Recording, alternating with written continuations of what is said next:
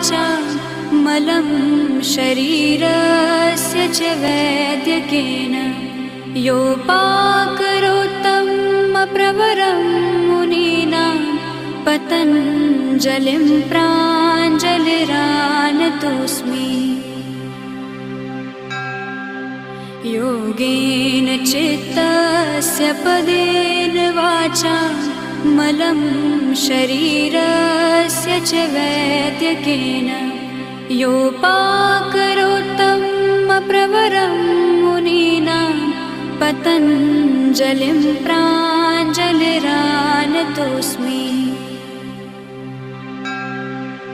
योगेन चित्तस्य पदेन वाचा मलं शरीरस्य च वैद्यकेन योपाकरोत्तमप्रवरं मुनीनां पतञ्जलिं प्राञ्जलिरानतोऽस्मि।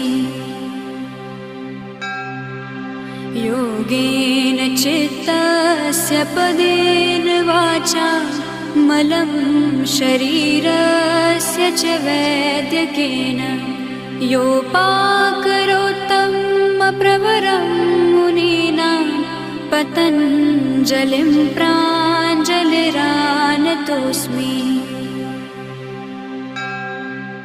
योगेन चित्तस्य पदेन वाचा मलं शरीरस्य च वैद्यकेन योपाकरोत्तमप्रवरं मुनीनां पतञ्जलिं प्राञ्जलिरानतोऽस्मि।